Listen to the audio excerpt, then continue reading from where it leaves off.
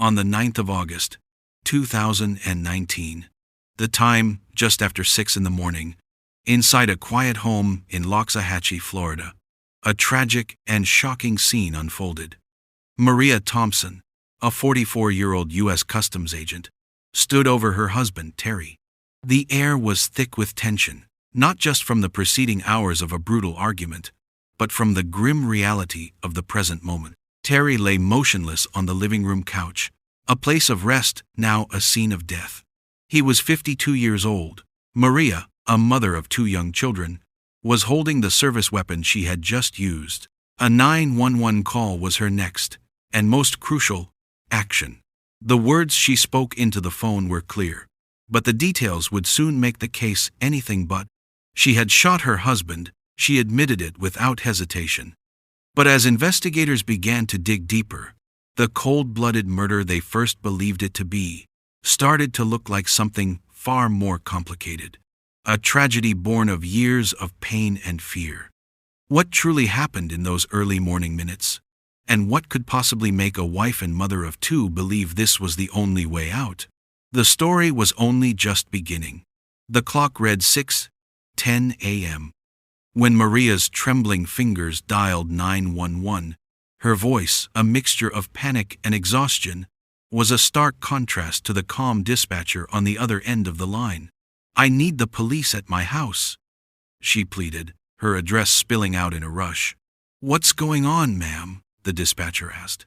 "I just shot my husband," Marcia confessed, her voice cracking. "He was trying to kill me."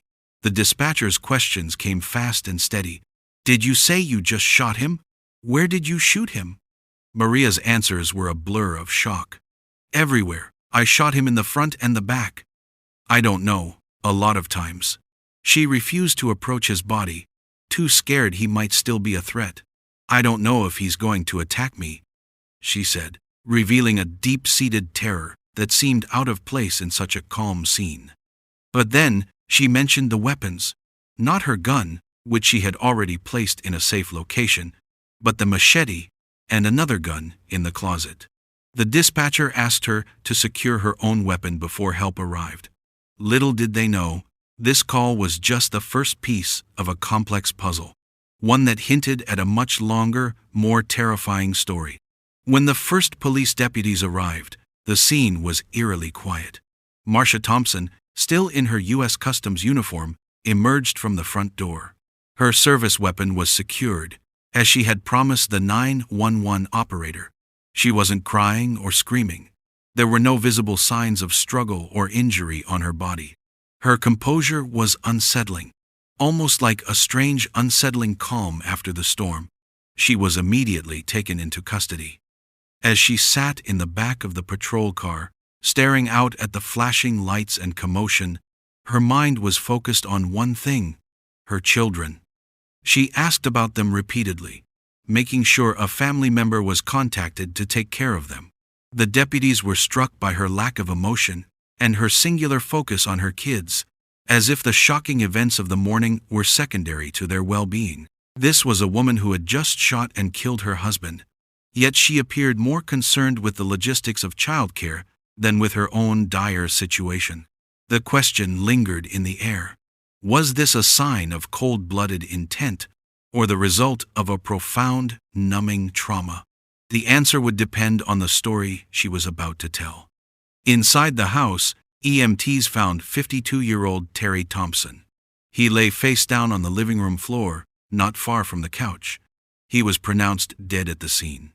The scene itself seemed to tell a different story than the one Marcia had just given. It was not a scene of violent struggle or a chase.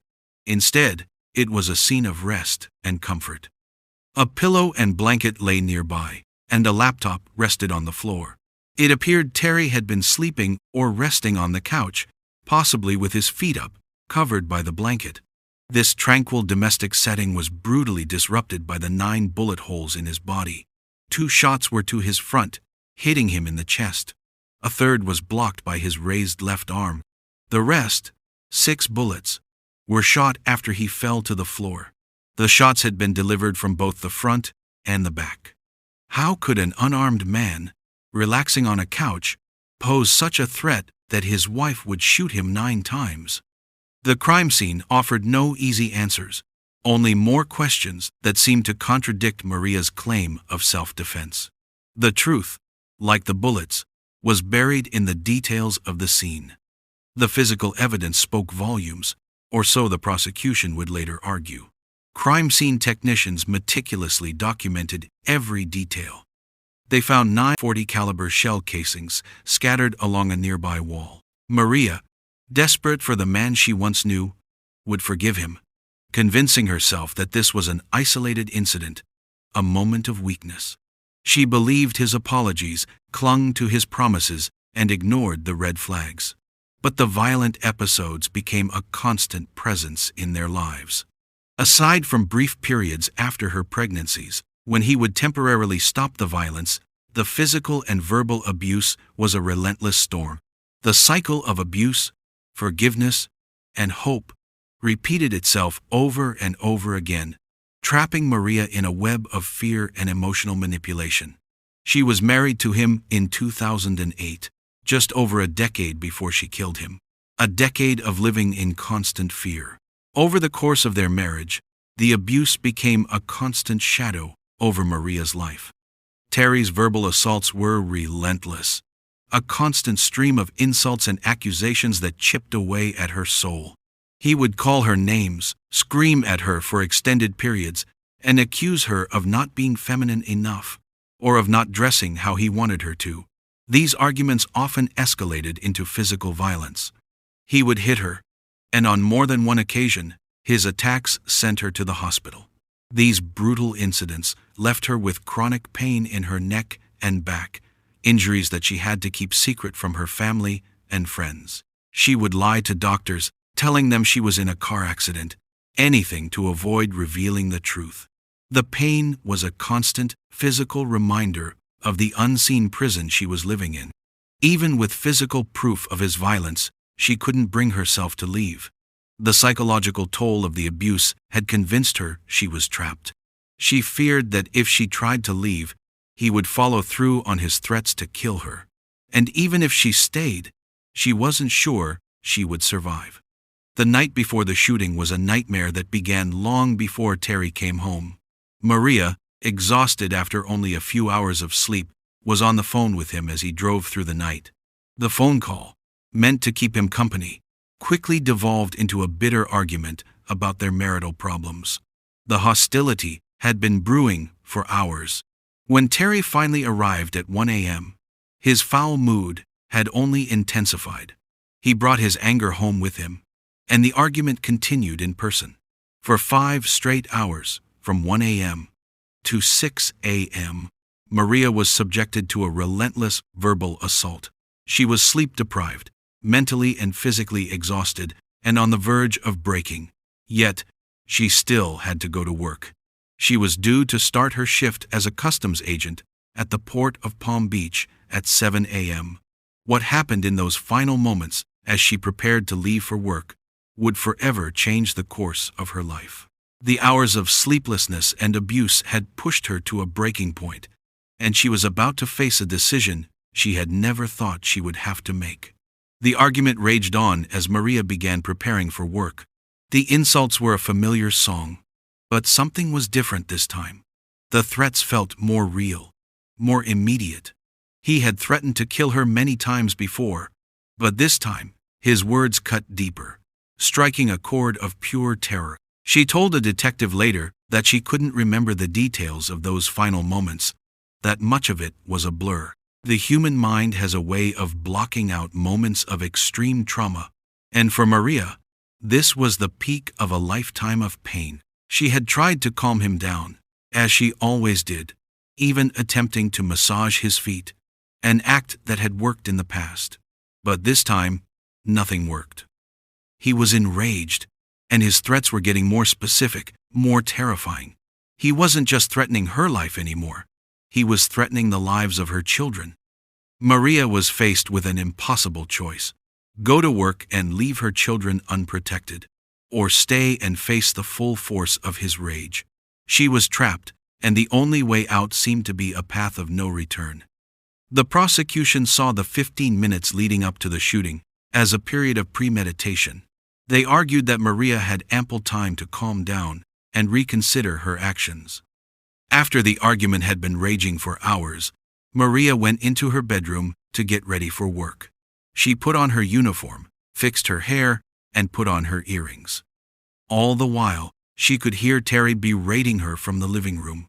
The state argued that this wasn't a time of panic, but a time of reflection. They said that she had a choice to make, and she made a conscious decision to kill him.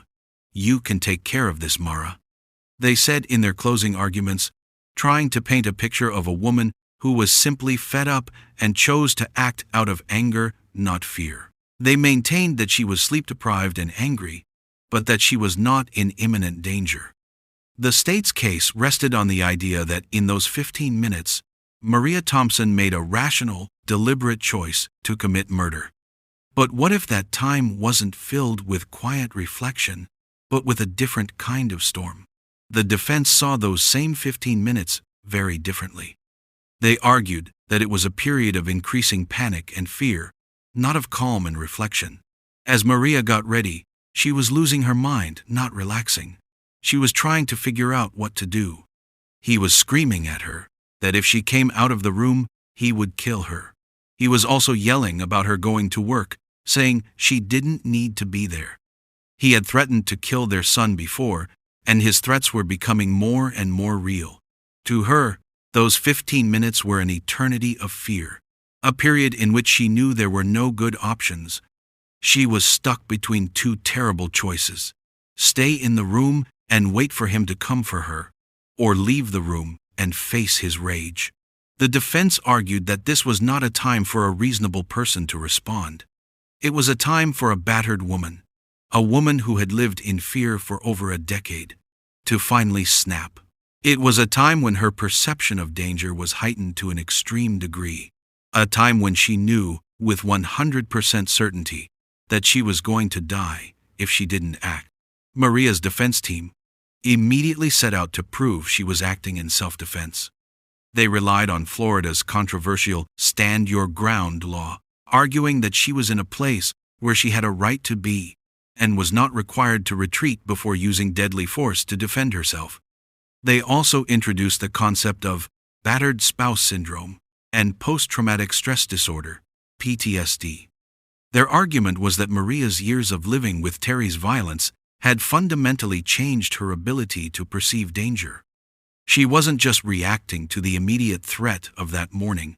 She was reacting to a decade of abuse. The defense argued that her history of being beaten and threatened by Terry had given her a unique understanding of when he was truly dangerous. She had learned to read his demeanor, his tone of voice, and the look in his eyes. On the morning of the 9th of August, she saw something in him that told her this was not just another argument.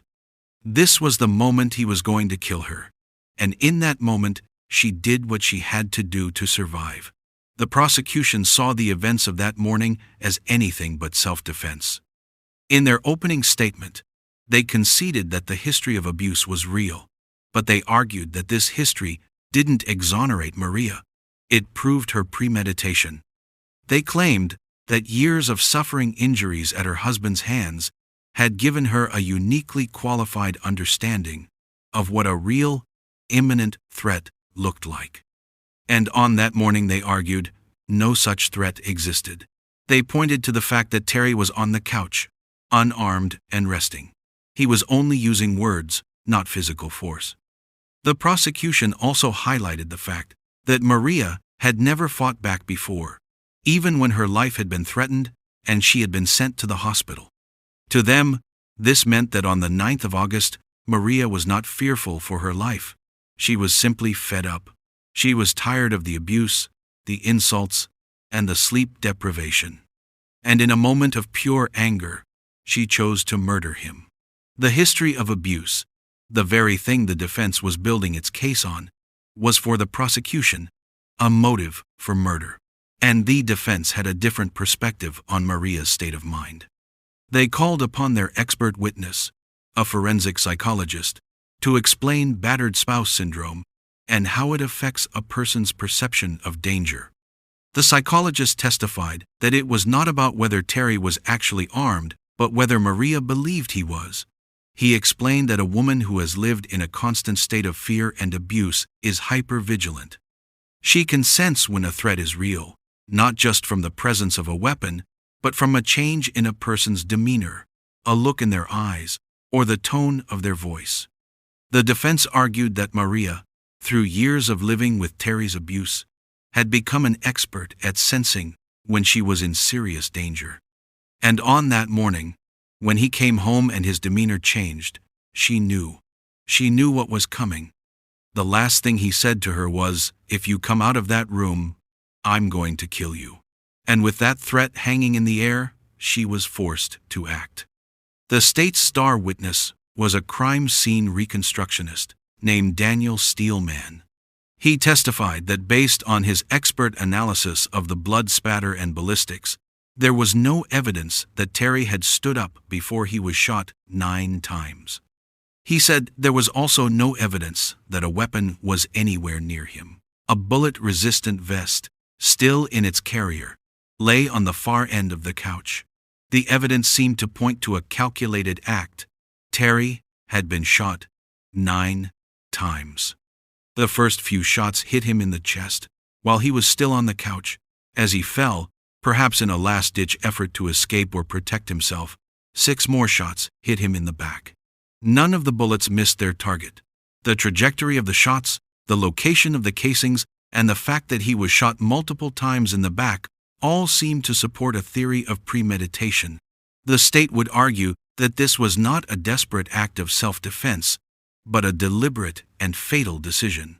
The timing of the shots, with a distinct pause between the initial shots and the final 6, suggested a chilling conclusion. Maria had waited for her husband to fall before finishing the job. This cold, hard evidence would become the cornerstone of the prosecution's case, painting a picture of a woman who had simply reached her breaking point. Detectives and technicians searched the area around Terry's body, looking for a weapon, a knife, anything that might justify Maria's claim of self-defense. They tossed couch cushions, moved furniture, and even considered the possibility that a weapon was hidden underneath Terry himself. But when they finally moved the body, they found only his cell phone and his laptop. No gun, no knife, no weapon of any kind was within his reach. The only other possible weapons in the house, a second gun in a safe, a machete in the bedroom, a golf club near the couch, were too far away to have posed an immediate threat. The police had also not found a remote control out of place, even though Maria had claimed Terry had thrown one at her earlier. With no weapon in sight and the physical evidence of multiple shots to the back, detectives concluded that Maria's story of being in imminent danger was simply not credible. The facts on the ground pointed to one conclusion: Marcia Thompson was not defending herself. She was committing first-degree murder. This crucial detail would set the stage for her arrest and the beginning of a long and brutal legal battle. Marcia Thompson met her future husband, Terry, at the University of Florida in 2000. She was a young, naive 20-year-old. He was 13 years her senior, a worldly man of 33. To her, he was confident, charming, and magnetic. He swept her off her feet. Their relationship began as a friendship, but it quickly blossomed into a romance. Maria had never had a serious boyfriend before Terry. He was her first, and she was captivated by him. The age difference and his seemingly sophisticated charm felt special and mature. Their relationship was long distance for a number of years, with Maria traveling to see Terry whenever she could. She was a customs agent in training, and every spare moment was dedicated to him. In 2007, they became engaged, a symbol of a future they both believed was meant to be. Maria saw a future of happiness, love, and a stable family. She couldn't see the cracks already forming beneath the surface, the subtle signs that the charming man she fell in love with was hiding a much darker side. He was about to reveal a controlling, manipulative nature that would slowly and then violently consume her life. As their relationship deepened and the engagement drew closer, Terry's behavior took a sinister turn. The charming, confident man Maria had fallen for began to show his true colors. He grew increasingly controlling, dictating what she wore, where she worked, and even who she was allowed to see. His complaints about her evolved into a relentless, soul-crushing theme. She was not good enough. He would tell her she was a bad wife, a poor mother, and that her hair and clothes were all wrong. He would scream that she could never make him happy. This constant verbal assault was designed to chip away at her self-worth, to make her feel small and dependent on him. It was a form of psychological abuse, a slow poison that was far more insidious than a single violent act.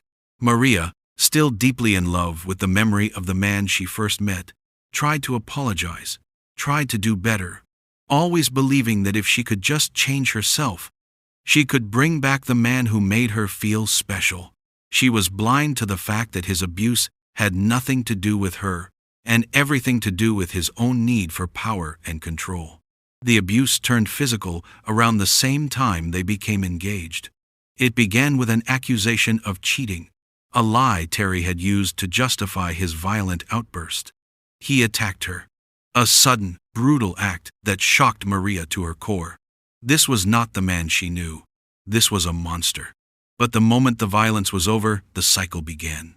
Terry would apologize, promise it would never happen again, and tell her how much he loved her. The prosecution also pointed to the fact that there were no documented instances of physical abuse in the time period leading up to Terry's death. To them, this proved that there was no escalation before the shooting. It was just a verbal argument. You can't kill your husband just because he insults you, they argued. The expert's testimony was meant to demolish Maria's claim of self-defense, painting a picture of an unarmed man, relaxing on his couch, who was shot to death by his wife. The physical evidence, they believed, was an undeniable proof of her guilt. But the defense was ready to counter with their own expert, a witness who would argue that the physical reality of the scene was less important than the psychological reality in which Maria was living. The defense brought in forensic psychologist Dr. Michael Brandon. He testified that Maria was suffering from both post-traumatic stress disorder and battered spouse syndrome.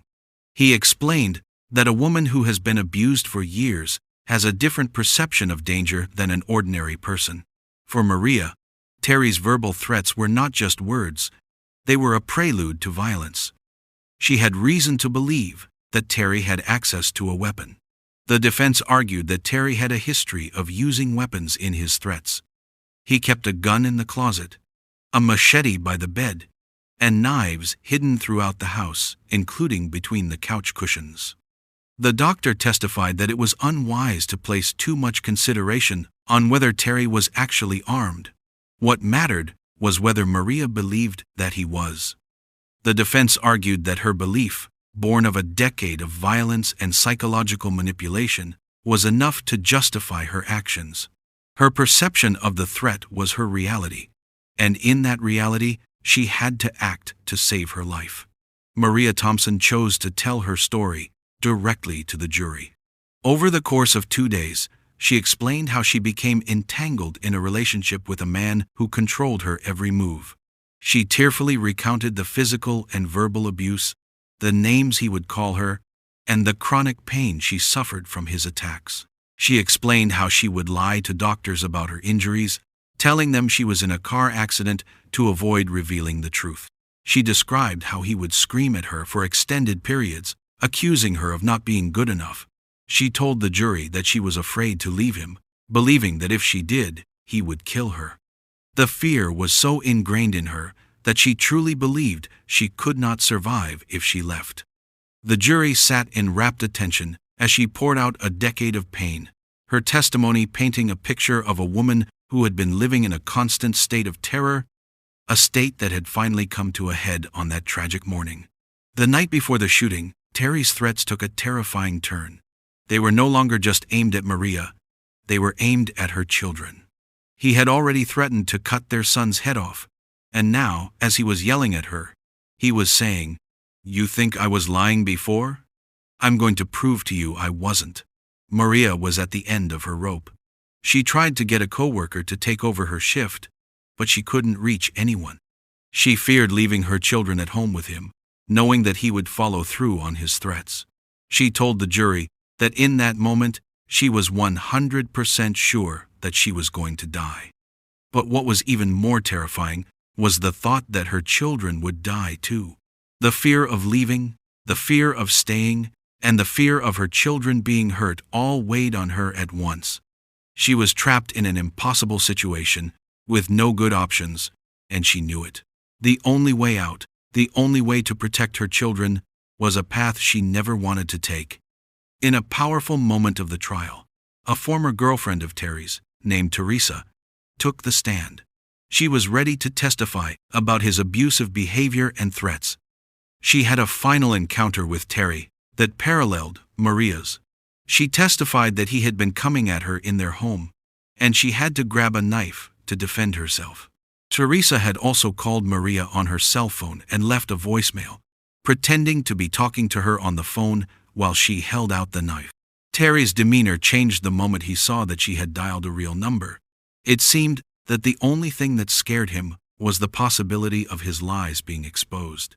This testimony provided crucial outside validation of Terry's abusive behavior and his pattern of manipulation and threats. It showed that Maria's story wasn't an isolated incident, but a pattern of behavior that spanned across multiple relationships. The jury now had a witness who could corroborate Maria's story, a story that was otherwise difficult to believe. The defense also called Maria's family and friends to the stand. Her grandmother testified about a time when Terry called her to say Maria was sleeping with co-workers and then threatened to kill her family. Maria's brother also testified about a similar phone call from Terry, where he was upset about Maria not being a good wife and threatened to kill their entire family. These were not just isolated incidents. They were a constant pattern of behavior that everyone in Maria's family knew about. They had witnessed his controlling and abusive behavior firsthand, and they had been on the receiving end of his threats. Their testimony painted a picture of a man who was not only abusive to Maria, but to anyone who stood in his way. It showed that the fear Maria was living with was not just a product of her own imagination, but a real, tangible threat that her family had also experienced.